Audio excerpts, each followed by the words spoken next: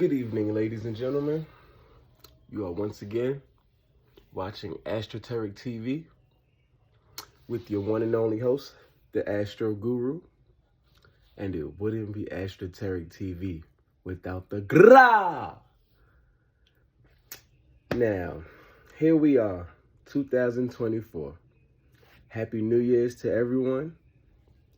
And of course, I wish you a positive and productive 2024. A progressive 2024. And of course, I'm pretty sure you came because the title, conscious, unconscious, and subconscious. Now, y'all know I love these trifectas, these trinities, same way you got morning, noon, and night. Same way you got, action, interaction, and reaction, and things like that. So now here we are at conscious, unconscious, and subconscious. Now, I want to be sure to explain this in its totality. So, just as I said, you have 3 times a day: morning, noon, night. And just like morning and noon are kind of similar, be it daytime, and then night is the one that's not so similar. Well, you have conscious and subconscious. They're kind of similar. They both work when you're awake. Now, subconscious kind of leaks into both conscious and unconscious, but conscious and subconscious work when you're awake.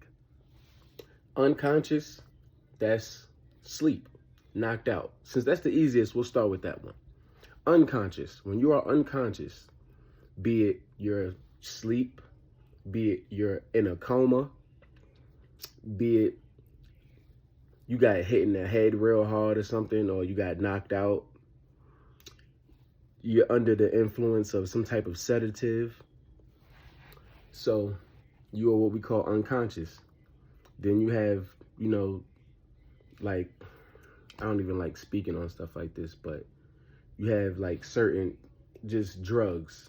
You have certain drugs that'll put you in a state of being unconscious. Meaning, unconscious, you don't know what's going on. You don't really have control over your situation or anybody else's when you're unconscious. So now that we know that unconscious means you pretty much can't do nothing.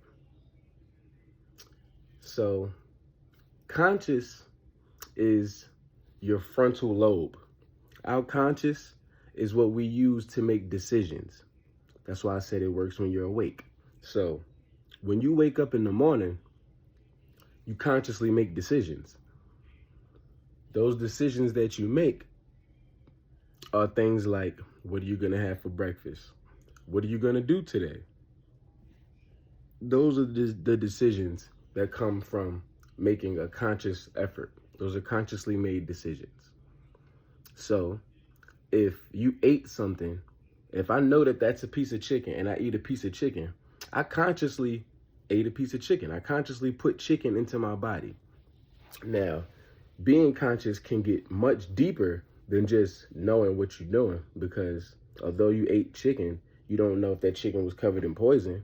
So a highly conscious person is going to, take all of the possibilities into account of what could happen, what may happen, what will happen, what has happened, what can happen, all of that good stuff.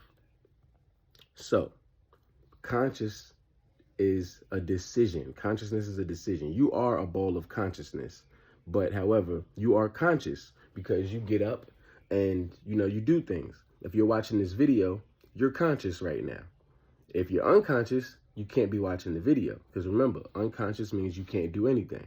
So conscious is the brain that you use to do things. Now, here's the tricky one. Subconscious. The subconscious rules the conscious.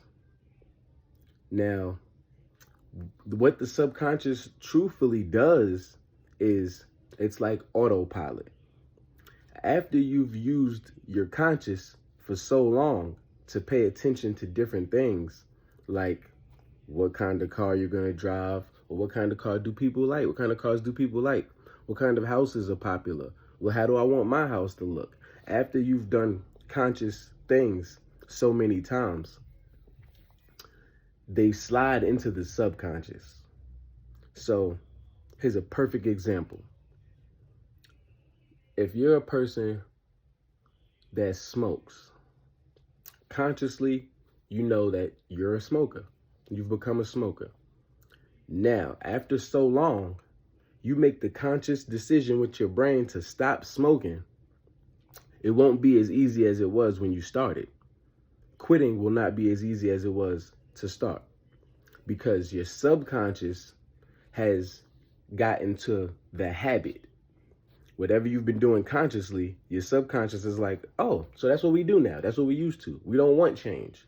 So if you smoke and you want to stop smoking, your subconscious is going to send you cravings to smoke.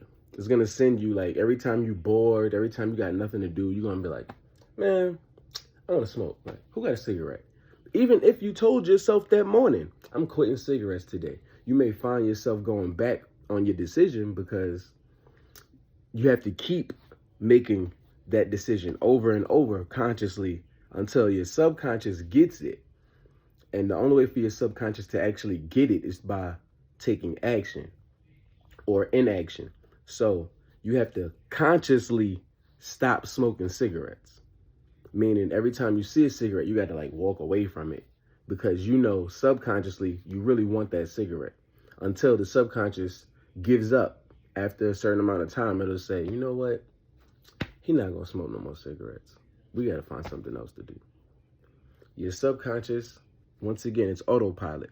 So maybe a better example is if you've ever been driving a car, or if you're scrolling through your phone, that's the initial action that you're taking. If you're driving the car, you're driving the car.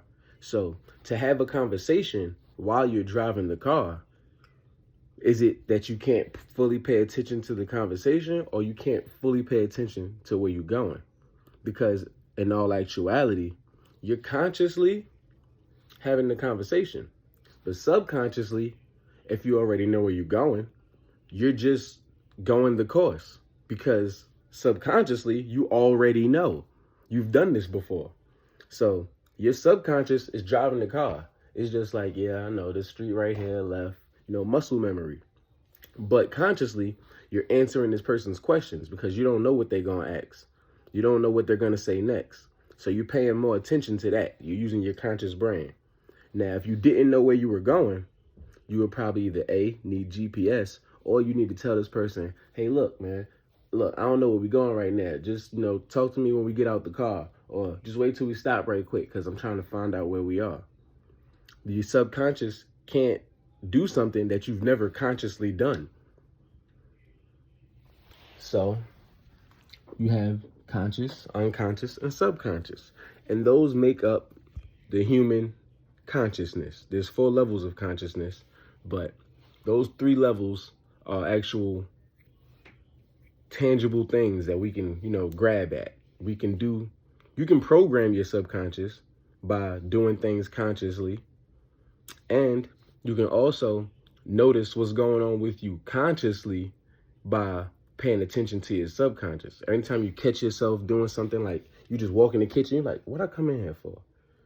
Consciously, you may have really walked in there for something. Subconsciously, you probably just used to going in the kitchen.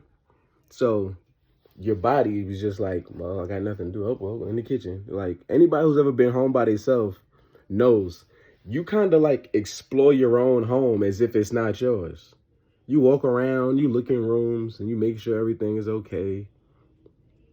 Or you hear like your smoke alarm, you go beep, and you just like wondering, like, I wonder how many seconds are in between beeps. I wonder how they know how many seconds to put in between beeps. Like, you start consciously thinking about a whole wider array of things. And subconsciously, you start to do different things. If you change the way you look at things, you'll change the things you look at. But I just wanted to give y'all a brief summary of conscious, unconscious, and subconscious. Till next time.